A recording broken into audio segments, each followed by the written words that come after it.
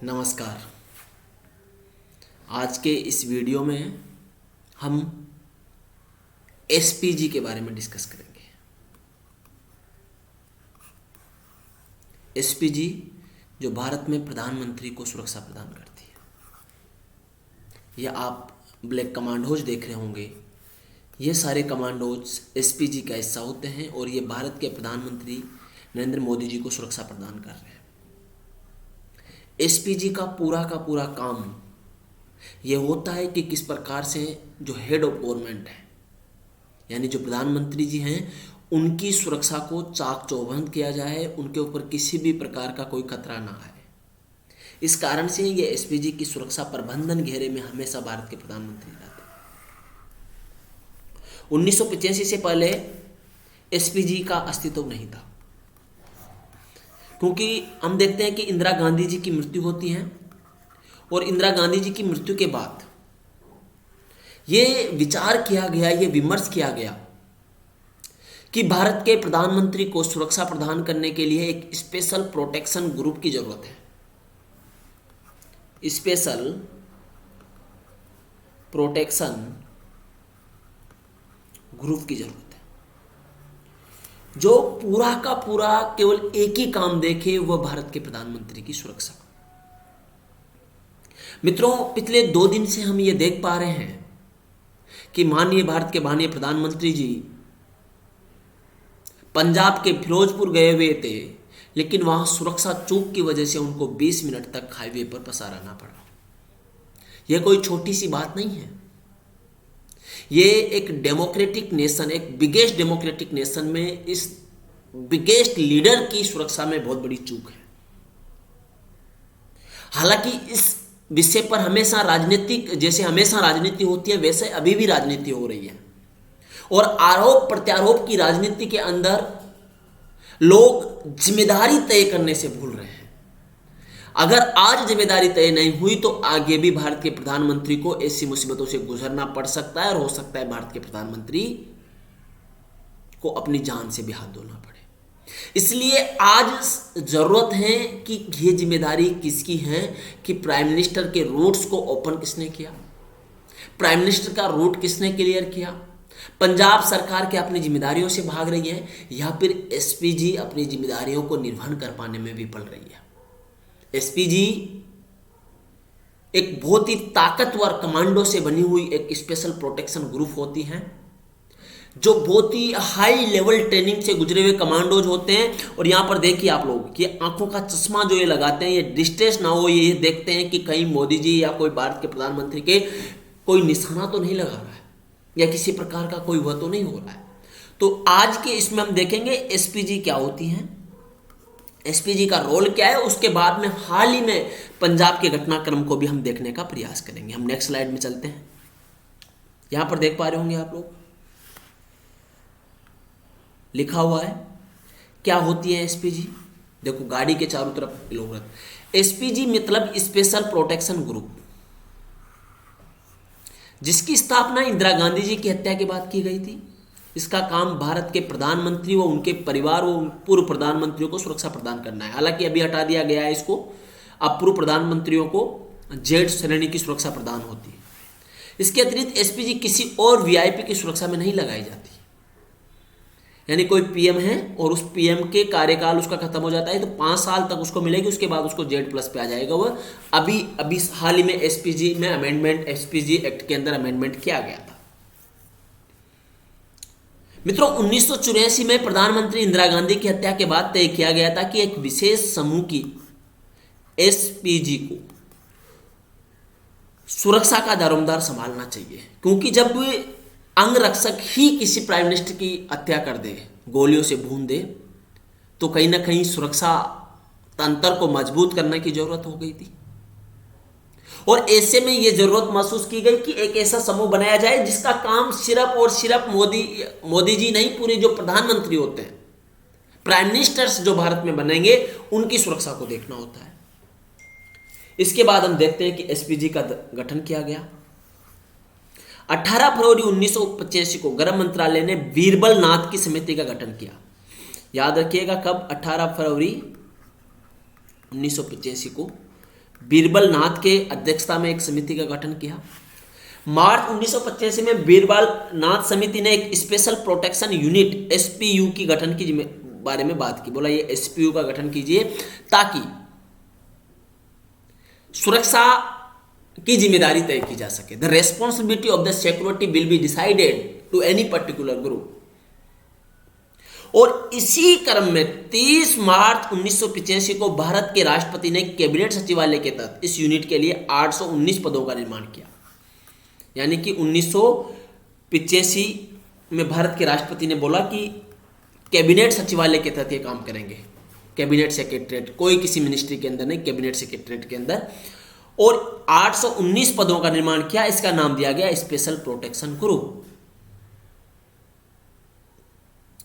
यानी कि जो एसपीयू की जो बात हुई थी उसको स्पेशल प्रोटेक्शन ग्रुप में बदलकर 30 मार्च 1985 को इसका गठन कर दिया गया कि भारत के प्रधानमंत्रियों की सुरक्षा के लिए, उनके परिवारों की सुरक्षा के लिए और पूर्व प्रधानमंत्रियों की सुरक्षा के लिए इस प्रकार के प्रोटेक्शन ग्रुप की जरूरत है जो पूर्ण रूप से सुरक्षा प्रदान करे और किसी भी प्रकार का कोई भी सुरक्षा में चूक का मामला सामने ना आए। अब यहां पर हम देखते हैं कि एसपीजी का थोड़ा सा हम देखते हैं। जो एसपीजी का हेड होता है वो 3 साल के लिए बनाया जाता है। 3 साल का कार्यकाल होता है। और जो एसपीजी जो है अंडर द कैबिनेट सेक्रेटरीट काम करती है। देखो ये कैबिनेट सचिवालय के तहत काम करती है। डायरेक्टर रैंक का, डीआईजी रैंक का आईपीएस अधिकारी इसका अफसर होता है। और इसका जो मुख्यालय है, हेड ऑफिस जो है वो पीएमओ में होता है। प्रधानमंत्री कार्यालय के अंदर इसका हेड ऑफिस भी होता है। एसपीजी के जवानों को वर्ल्ड क्लास ट्रेनिंग से गुजरना पड़ता है जो अमेरिका के अंदर दी जाती है। ये वही ट्रेनिंग है जो United states secret service agents को दी जाती है। यानी कि एक हाई क्लास ट्रेनिंग, एक कठिन परिश्रम से बहुत मुश्किल दौर से इनको गुजरना। इनके जवानों को फिट, चौकस और टेक्नोलॉजी पर परफेक्ट बनाया जाता है। यानी किसी भी प्रकार का कोई भी संकट आए उससे पहले ही ये उस संकट से निपट ले। देश के प्रधानमंत्री की जिम्मेदारी होने के नाते एसपीजी का एक कमांडर 1 मैन आर्मी होता है। यानी एक आदमी ही एक आर्मी के बराबर होता है।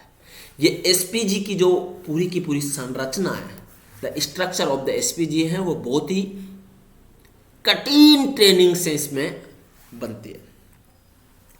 अब देखिए, एक हमेशा आपके मन में एक क्वेश्चन आता होगा कि ये जो ब्रीफ केस होता है ये क्यों लेके चलते हैं? इस ब्रीफ केस के पीछे का उद्देश्य क्या है, या ये ब्रीफ केस कहां से लेके चलते हैं? तो ये ब्रीफ केस का आपने देखा होगा। एसपीजी सुरक्षा कमांडो के पास एक स्पेशल ब्रीफ केस होता है। इसमें कपड़े या बारूद नहीं होता। अगर आप लोगों को लगता है कि मोदी जी के कपड़े इसमें लेके चल रहे हैं तो बिल्कुल नहीं, ऐसा नहीं होता है। ये ब्रीफ केस जैसा दिखने वाला एक पोर्टेबल बुलेट प्रूफ शील्ड होता है। यानी कोई भी मान लो गोली आए तो ये एकदम प्रोटेक्शन के तरफ आगे खुल जाता है और पूरा एकदम हो जाता है। इसके अंदर एक गन भी होती है, एक गन भी इसके अंदर रखी होती है। ये पूरी तरह से खुल जाता है और रक्षा कवच का काम करता है। ये पर्सनल प्रोटेक्शन के लिए होता है। इसका काम यह है कि अगर कोई हमला हो जाए तो सुरक्षा कमांड फौरन इसको खोलकर वीआईपी को कवर कर सकते हैं। यह ब्रीफकेस उर्फ बैलिस्टिक शील्ड किसी भी तरह के हमले की सुरक्षा करने के लिए सक्षम होता है। इस ब्रीफकेस में एक गुप्त जेब भी होती है जिसमें एक पिस्तौल होती है। आतंकी हमले के समय यह ब्रीफकेस एक सुरक्षा का ढाल का काम करता है। यानी कि ये छोटा सा है लेकिन ये ओपन हो जाता है। और जब ये ओपन हो जाता है तो ओपन होने के बाद में क्या होता है कि जो वीआईपी है, जो प्रधानमंत्री जी हैं और या कोई भी वीआईपी है, उसको पूरी तरह से घेर लेता है ताकि कोई भी गोली आए तो इससे आर पार गोली नहीं हो सकती। ये बुलेट प्रूफ होता है। तो ये एसपीजी का एक ब्रीफ केस होता है जो हमेशा आप देखते होंगे, मोदी जी कहीं जाते हैं तो ये हमेशा हाथ में होता है। ये आपने हमेशा देखा होगा। अब ये तस्वीर आप देखिए, ये तस्वीर कहाँ की है? ये तस्वीर पंजाब की है। और पंजाब में क्या हो रहा है? माननीय मोदी जी यहाँ पर बैठे हुए हैं। ये एसपीजी के जवान देखो खड़े हैं। और ये जो गाड़ी है इसको यहाँ पर रोक दिया गया है क्योंकि इसके आगे किसानों ने इसको ये कर दिया। मित्रों, जब भी प्रधानमंत्री का दौरा बनता है उसकी जिम्मेदारी दो लोगों की होती है, एक होती है एसपीजी की, दूसरी उस राज्य की पुलिस की।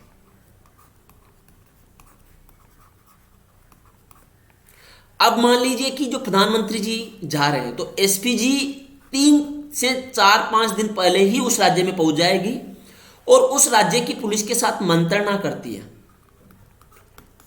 और एक रूट बनाती है कि कैसे या किस रास्ते से प्रधानमंत्री अपने कार्यक्रम स्थल तक पहुंचेंगे। जब ये रूट बनाते हैं तो इसके साथ एक अल्टरनेटिव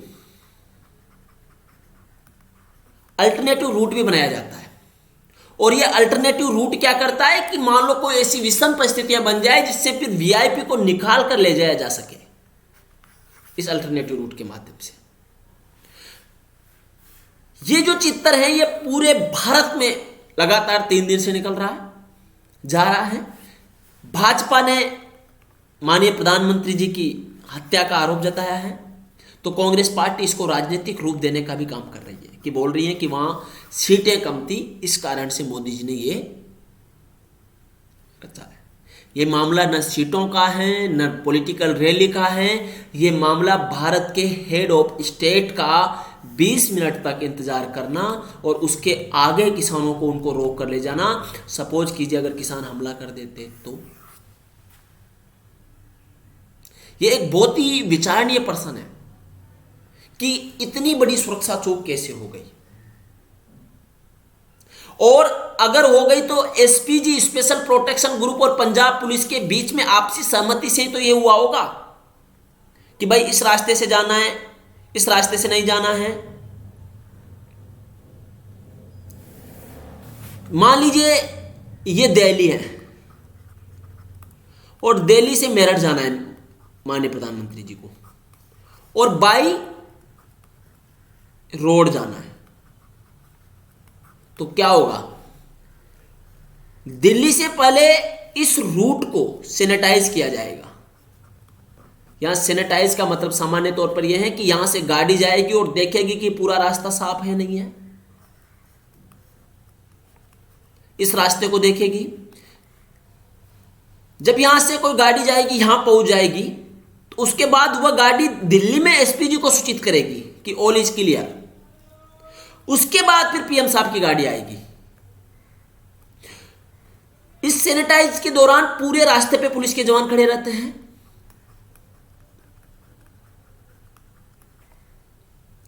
तो जब मोदी जी को फिरोजपुर से निकलना था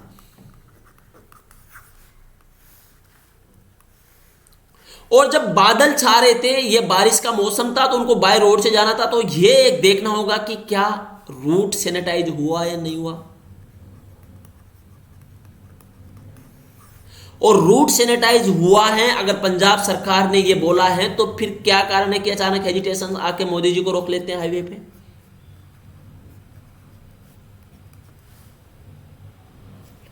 यही तो सुरक्षा है कि एसपीजी को जब मिला होगा क्लियर रूट, तभी तो एसपीजी ने मोदी जी को बोला होगा।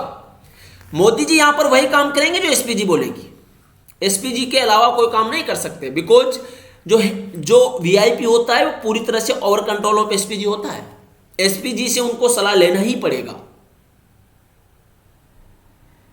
तो क्या कारण है कि देखो आप एक फ्लाईओवर पे मोदी जी रुके हुए हैं 20 मिनट तक। इधर देखो आप देख पा रहे होंगे लोग वीडियोस बना रहे हैं। यह एक बहुत बड़ा सुरक्षा इश्यू हमारे समक्ष आ गया है। देखिए यहां पर मैंने लिखा भी है, ये पंजाब पुलिस के जवान खड़े हैं और यहां पर हेजिटेट लोग कर रहे हैं। पीएम मोदी बुधवार को सुबह बठिंडा पहुंचे, जहां से वह हेलीकॉप्टर से हुसैनवाला स्थित राष्ट्रीय शहीद स्मारक जाने वाले थे। बारिश और खराब दृश्यता के कारण पीएम ने करीब 20 मिनट तक मौसम को साफ होने का इंतजार किया। यानी बठिंडा का जो एयरपोर्ट था वहां पर पीएम साहब ने इंतजार किया। मौसम में सुधार नहीं हुआ तो निर्णय लिया गया कि पीएम सड़क मार्ग से जाएंगे, जिसमें 2 घंटे से अधिक समय लगता। हुसैनीवाला स्थित राष्ट्रीय शहीद स्मारक के करीब 30 किलोमीटर की दूरी पर जब प्रधानमंत्री का काफिला एक फ्लाईओवर पर पहुंचा तो यह पाया कि कुछ प्रदर्शनकारी सड़कों को जाम कर दिया है। प्रधानमंत्री 15-20 मिनट तक फ्लाईओवर पर फंसे रहे और इस सुरक्षा चूक के बाद बठिंडा एयरपोर्ट पर वापस लौटने का निर्णय लिया। यानी कि अब आप बताइए कि बठिंडा से जब वो निकल रहे हैं तो रूट सैनिटाइज नहीं हुआ, इसका मतलब ये जो रूट सैनिटाइज की जो पूरी की पूरी जिम्मेदारी है, ये जिम्मेदारी पंजाब सरकार की है।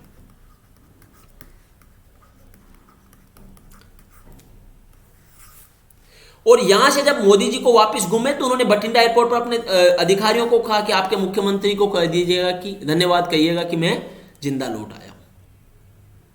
ये एक बहुत बड़ा मामला है और इस मामले को हल्के में नहीं लिया जा सकता।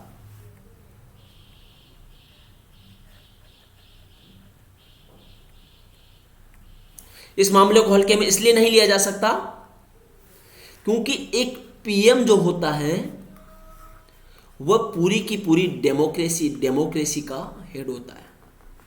हम देखते हैं कि हेड ऑफ गवर्नमेंट होता है।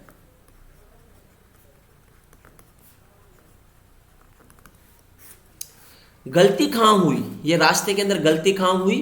गलती एसपीजी से हुई है या पंजाब सरकार से हुई है, पंजाब पुलिस से हुई है? जिम्मेदारी तय होना बहुत जरूरी है। अगर आज जिम्मेदारी तय नहीं हुई तो आगे से इस प्रकार के इंसिडेंट्स फिर हो सकती है। और एसपीजी को क्या ग्रीन सिग्नल मिला या नहीं मिला? अगर एसपीजी को ग्रीन सिग्नल मिला तो फिर ये हेजिटेट कहां से आ गए हैं रास्ते को रोकने के लिए?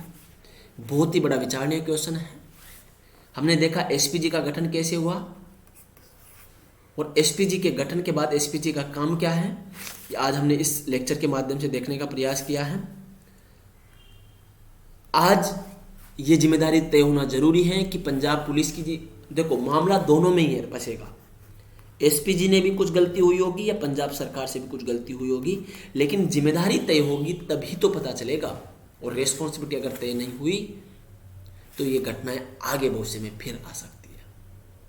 हमारे YouTube चैनल पर हम ऐसे ही घटनाओं के बारे में, अगर होगा कुछ पॉलिटिकल इंसिडेंट तो उसको भी हम आपको बीच में लाते रहेंगे, समझाते रहेंगे।